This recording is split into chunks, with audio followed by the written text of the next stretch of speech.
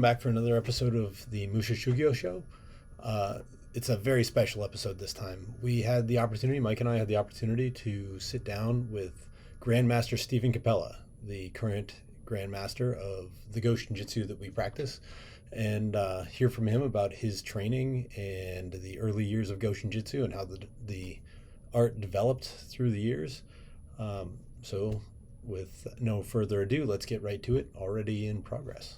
Okay. There was a gentleman in Erie, his name was Richard Adelman. He was teaching martial arts in Erie back in the 50s. Artist Simmons, Artist Seitz, Master Durant, there was 7 of them there involved in it there. Oh man, come on, Steve, think. Savelli? Yeah, Guy Savelli was one of them, but there was Durant's brother-in-law, is Dick.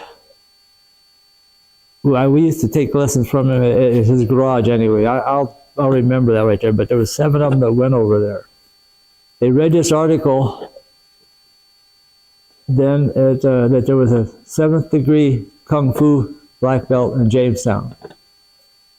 And they all got together because they want to go prove him as a fraud. And when they come back with their tails between their legs, they decided to. So Mr. Durant and a few of them, Art Seitz in particular, he went back to him and that's how he got a Kung Fu. And I met him once. His name was Readers? Readers? Yeah, Willem Readers. And Mr. Durant went back to him to learn the self-defense part. And he got permission from Mr. Readers to teach it. And that's where Goshin Jutsu started from that point on. Bill Cavalier was involved in somewhere down the line there, and there was another big guy, bigger than Bill Cavalier, that was studying martial arts too. But he went to Ohio. I never saw him again. And Cavalier, he kind of was another system altogether, but he still studied some of Mr. Durant's things. And you guys know how big Cavalier was?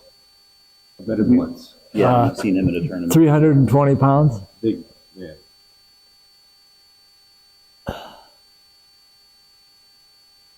Anyway, that's how Mr. Durant got started, because he went up to him and asked permission to teach all of these your self-defense techniques.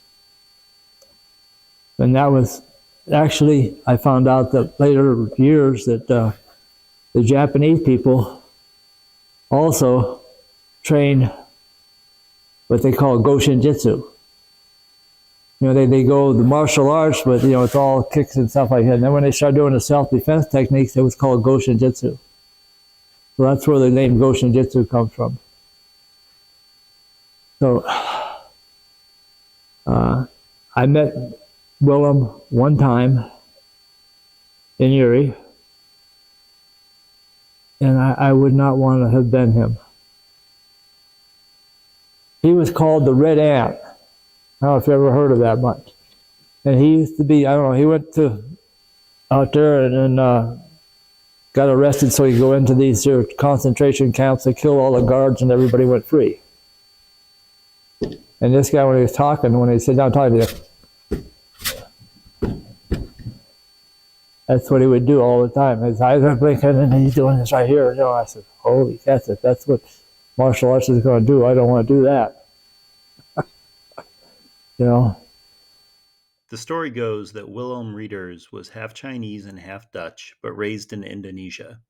Some accounts say he was a descendant of royalty on his Chinese side. He learned his family Kung Fu, or Kun Tao, from his uncle Lu Xiong, which is the name he adopts later on. The story of the Red Ant was recounted in the March 1964 issue of Action for Men. In this story, Readers was captured during a Japanese occupation and fought his way out of a concentration camp. After escaping, he was recruited by resistance forces and disguised himself as a monk to gain info and sabotage the Japanese army until the end of the war.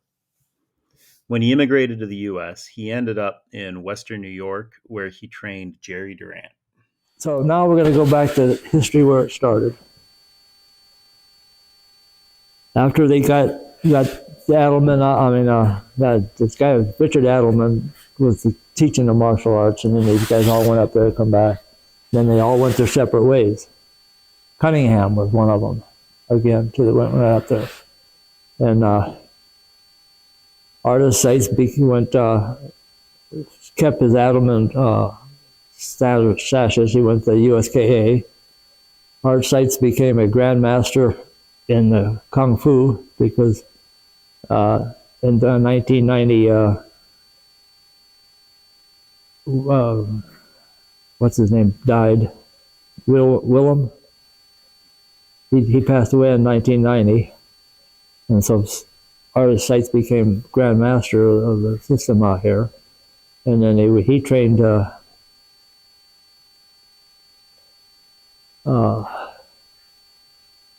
he's also passed away. This other guy, he got Kung Fu guy. Peppermint? No. He did train Peppermint, but there was another Sam Copeland. Oh. Was that right there. And Sam Copeland is passed away now too. But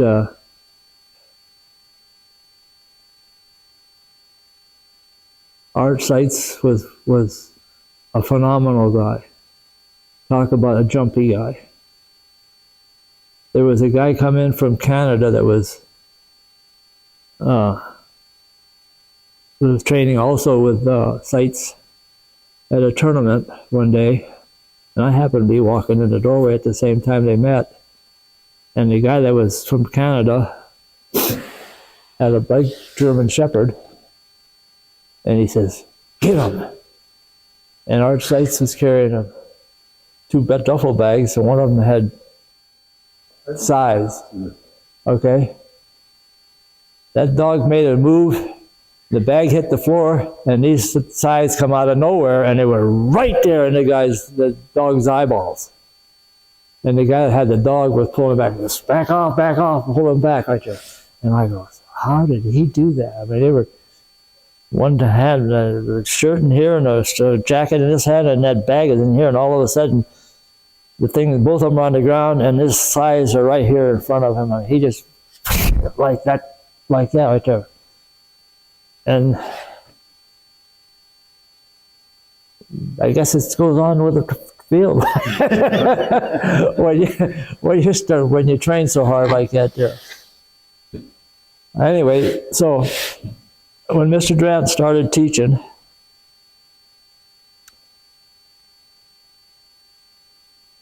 there was a bunch of kids at Edinburgh that were taking lessons from him. And I was only 17 or 18 at the time, and they were friends of mine, so I was up in Edinburgh. We was all out in the lake out there. We'd go swimming and stuff, and they said, "Oh, it's time we got to go to class." "Oh, class where?" I said, "Oh, yeah, we're going to go to karate class." So they said, "Come along." So I went with them over there in the backyard and at the preacher's church there. And he's in there and he said, "All right, you guys, bow in." What are we talking about? And he said, "Hey, you, 10 push-ups. You're not bowing right." Huh? What are you talking about? I'm not even went in on this stuff, you know. So he had me bowed in and stuff like that there, and they're trying to do stuff, and I'm kind of looking. He said, "Get in here. You're going to do this too." Okay. And so I got in there, I knelt down and says, "Do 10 push-ups," but he didn't ask for permission. Before I'd done, I did 100 push-ups. Sitting there. And then he was training with him a little bit, and then I was sitting there watching, and he said, okay, we're going to do punishment drills for a while. So he has them all get down in Zen position. They said, like this here, and he walked right in front of them and kicked them right here. Boom. Some of them would fly, and some of them wouldn't, you know. And he come right down and he's coming up, and I said, oh my God, he's going to do that to me too. So here I am, I'm sitting like this here, and he kicked, and boom, and I went flying up in the air and landed about 10 foot backwards. And I'm still sitting like this right here when I got done. He says, you might make something, you got guts. That's what he told me. After that, I looked him up and went to his house and started taking lessons from him. So that's how I got started. And What year did you say that was? What year was that? Remember? Well, let's see. I graduated in 64. I think it was 65 is when it was. I was 17 or 18 years old at the time, from 1975. So now I trained with him, and I was lots of times I was the only one in the floor because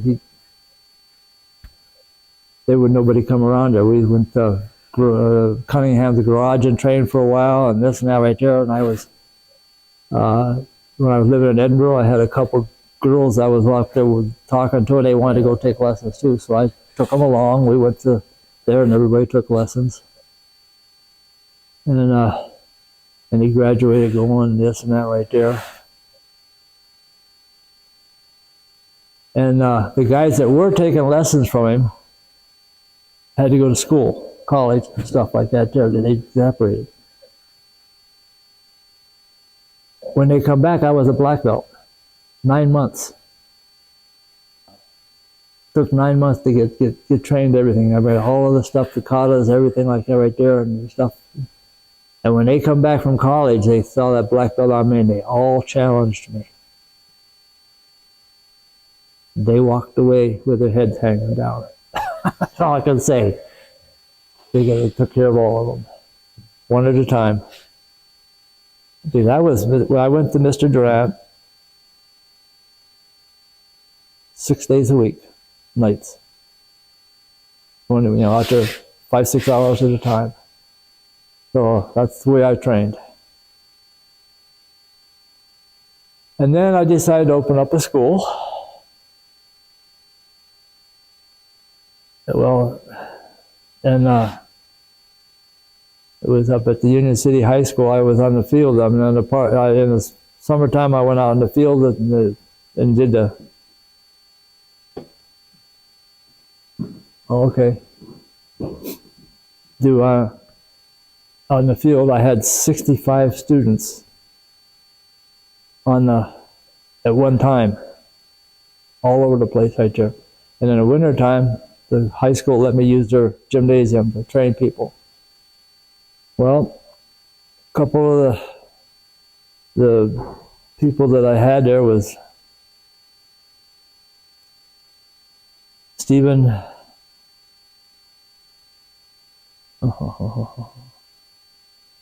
Forgot him. He left me there. I know Jim Fife was one of them that come in there, and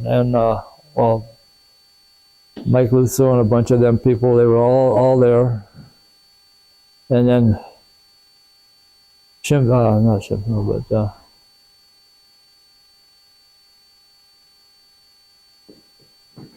I knew this was going to happen.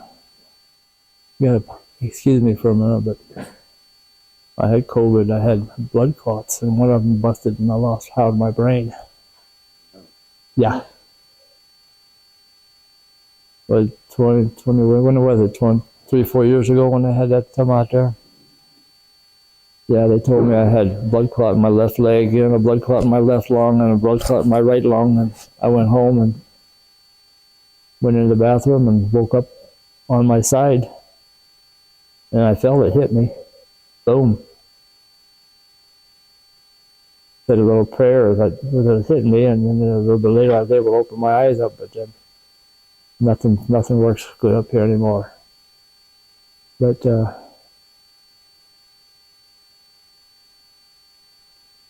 Popieski, Steve Popieski, who I'm thinking of right here.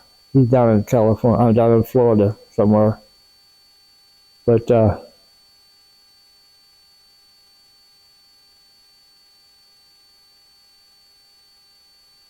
I started there, and then I moved into a gymnasium. I went to an attorney that I knew was Carlberg, that had a facility down in town, down here, that I renovated for him so we could have a class, and I had people come in there, and Jim Fife and Mike Lutzel and a bunch of others was coming in there. And there was about 65 students in there at one time. And I was the only one teaching them. Got them all going, and at the time I didn't think it was a big deal, but I found out later on that many people with different rank and stuff like that, it is a big deal. But I was able to manage to take them. And the one thing I managed for them when they were taking lessons from me was that you don't go to any other school until you're a black belt. Because it takes me that long to get to know each one of you and teach you as your own individual, so you can understand what was going on. And I mean, I want to tell you right now, I was miserable with kids. Miserable with kids. I couldn't teach them. When I was up here at the fire hall, I had a classroom up there, and my kids were now in school. They were in 5th grade, my daughter was, and my son was a little bit younger. And I tried a demonstration, Mullins and I, and the stuff we did at the high school. And I was defending myself against the sword and stuff, and then I got a woman called me up and cussing me out because she says, "You got my son's got nightmares about a big knife that was wheeling up there." So, anyway, I got him going on there. So finally, Fife come up to me when he was up there, and he says, "I'd like to go train with Mr. Durant." I says, "More power to you. Go up there." I said, "He can teach you a lot more than I can." So, and I continued to go to with Mr. Durant and stuff and teaching. And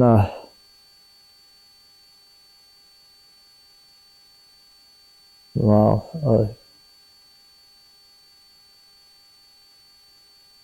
Was that Mr. Fife? Did you start Mr. Fife? I started Mr. Fife. Because I remember him being a brown belt in your class. Yeah, I said. So he went up there, and then and I promoted him to a black belt and this and that right there. And you guys were coming around here, and so in the process of training with Mr. DeVore and Mullins and everybody and was it Haberman? Come from every class on Wednesday night. They come from Pittsburgh. From how many years? I don't know how many years they come up here and took lessons. But so Fife was with Mr. Durant learning all the katas, and I was going there. So Mr. Durant says, "Capela," he says, "we're going to go to some tournaments."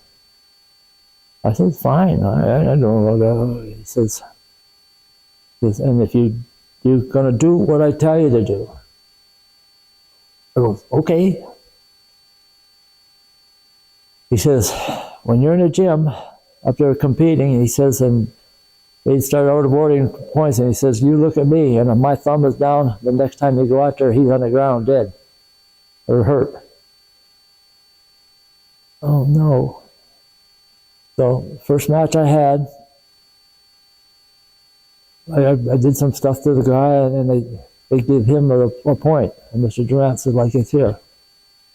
Bam! He went down, disqualified. I go, okay. 31 times I had to do this. Yeah. One time, the second time that he told me to do that, I didn't do it. When I come off, he grabbed the hold of me, threw me on the ground, and stood at me and says, do push-ups. Another 100 push-ups. Everybody's looking at me. What did he do wrong? What did he do wrong? What did he do wrong? And I'm just going, ugh, ugh. So I didn't disobey him after that, and that's the way it got. But his motive was, he says, these son of a bitches are going to learn to recognize us or else. That was his factor. Okay, so Fife, he was a lot more,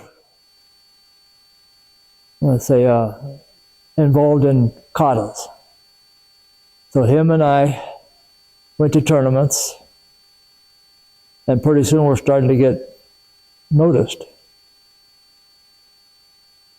And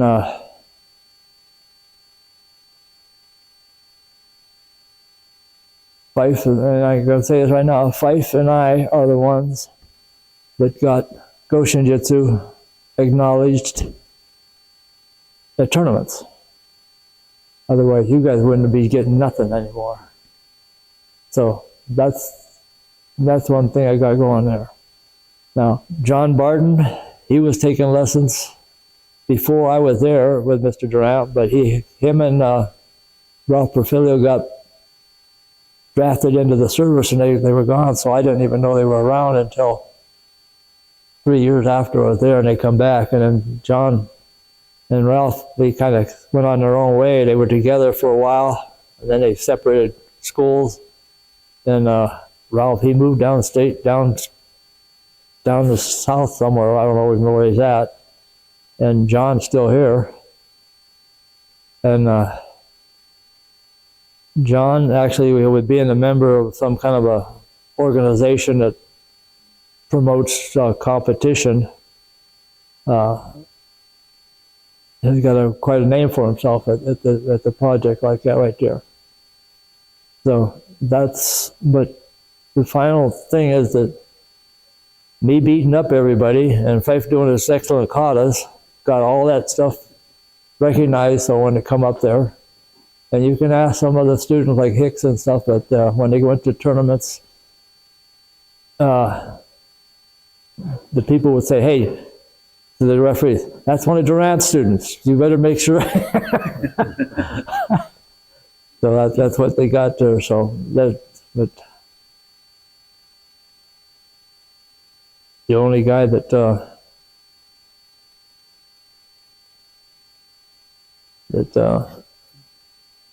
surprised me was Bill Blanks. He was world champion. 2 seconds. I hit it. I on competition, I beat him twice. And I hit him both times too. And he walked away. I looked at him, I said, what's wrong? That's all right, that's all right, that's all right. No, he didn't want to make a scene on him getting hurt a little bit. But I went out to California a couple of years ago back, about the same time where his pictures was, and he found out I was out there, and he come over and wanted to see me. But anyway, and Popieski, he's trained you for a while, and Mullins, I think somebody the other was there for a while, and then he went down south down there, and he's down in North Carolina somewhere. And I promoted Fife and him 9th degree black belts. And I don't even think Popieski's doing anything. I know Fife, he gave up on it. He had a school going, and I'm surprised he didn't get put in jail a couple times. If a student didn't show up, he went after him. They took the whole school, went after him, brought and drug him back to class. I was, okay. But life was phenomenal with katas. There's a guy by the name of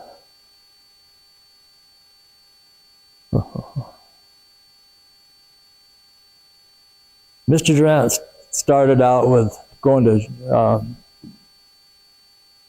judo classes up in Erie. Up in North Canada with Shintani. That's where he got his start.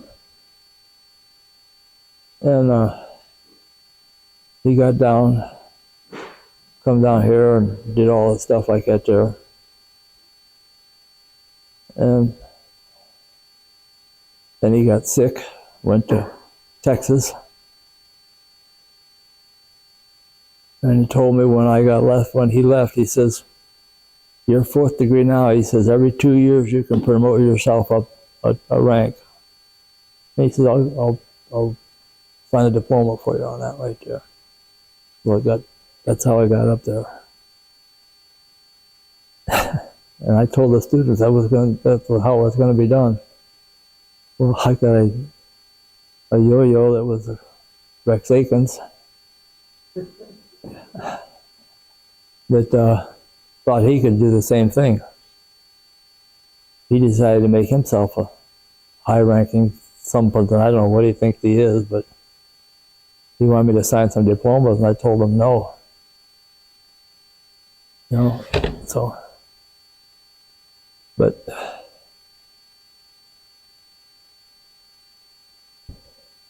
I would go to Canada to compete with Mr. Durant, and Fife would go with us. We'd go up there together. And I had went to one tournament up there that people were signing up, and they found out I was going to. Then they went back, got their money back. They didn't want to fight. So, but enjoyment part about it is that my training. This is part I want you guys to remember very closely. You got to learn to develop the individual you're training. You got to learn how to communicate with them good and have them so they can get themselves some self-esteem, self-confidence, and concentrate so they can live their life right. And that's what my sole goal was, to teach them that way. And not too many of them forgot that. Because, I see how some of the people teach karate, and it's not good. Now I'm going to go back to one situation here with kids. When my son and daughter, my daughter was in 5th grade, my son was in 4th grade, I think I was, or maybe 3rd grade. They wanted to come take classes with me. And so they said, okay, I started a class down here at the school for 5th grade. They come in here and I told them what they had to do, and with one kid, I said, I want everybody to kneel down. We're going to bow and then do push-ups and stuff. He says, I ain't doing that. I says, you better do it now or else. I ain't doing that. I tell you, I surprised. I grabbed him right by the lapel and took him up and threw him out the door. Threw him out the door just like that right there. And the next week there was only about 10 people come back. So that was the end of my kids' classes. I don't know why. I just snapped. He did and the night after some of the stuff that I heard what goes on at his school there when my son was going there. He had some bullies who stole his books and coats and stuff like that right there. And he was the one that did it. And I just grabbed him and right by the lapel, picked him up like that, and carried him like that, one-handed, right out the door, and opened the door and threw him outside and don't come back. Next week his dad come over and I looked at me and I says, you're so-and-so's father? And he said, yep. I said, what do you want? I just said, what do you want? I said, what do you want? Nothing. So, that wasn't good, but anyway, I decided right then and then that I'll let somebody else train the kids. But I had some good students, long time, and I still got some good students. So now, what else do you want to know? So you were talking about training with Mr. Grant for 9 months. I'm curious what a training session was like. What was a class like? How different? Push-ups. A lot of push-ups. A lot of push-ups, yes. A lot of push-ups.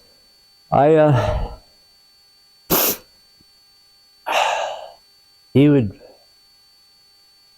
do a lot of drills, punishment. I call them punishment drills. And we did a lot of demonstrations and stuff like that. There were knives and stuff, and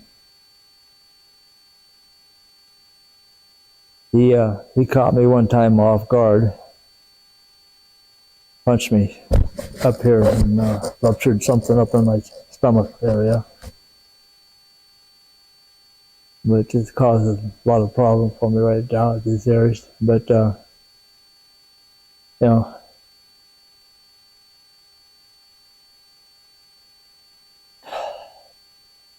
he never did tell me exactly how to do ki. Just tighten them up. Like I showed you guys how to do it when you're at that clinic that I had. And it took me 40 years to figure out how to really do it. All he told me, he says, this muscle is supposed to come over top of your solar plex. Okay, I would try to get it to go over. I did. You couldn't get it to come up over my solar plex and for nothing, you know. I just, and then finally one day I go, oh, there it is, stomach over top. Now I know how it is. But that's, you know, everybody says you got to push your stomach out and then tighten it up. Not tighten it up and then try to push it out. That's too late. It's not getting over top of the solar plex. And yeah, he could go behind me and punch me in the kidneys and the back and stuff like that, all over the place, chops and they say here. A lot of kibidachi techniques and stuff like that, yeah. And that was it. Was the emphasis on a lot of self-defense techniques? Well, yeah, but that was... Remember me talking about the 2 girls I had to take this church class? That's kind of hard to do. Self-defense techniques against girls. Was one your sister? I trained them, but they weren't there. They didn't go that one. We was going one by one. I mean, they were. One of them was a college student at Edinburgh State College, and I would go up there with Mr. Durant and pick them up. And another one was a girl that was living here in town. I'd pick her up, we'd go there and then come back. And in the wintertime, I had to go chase after them because they'd take my shoes and run away with them.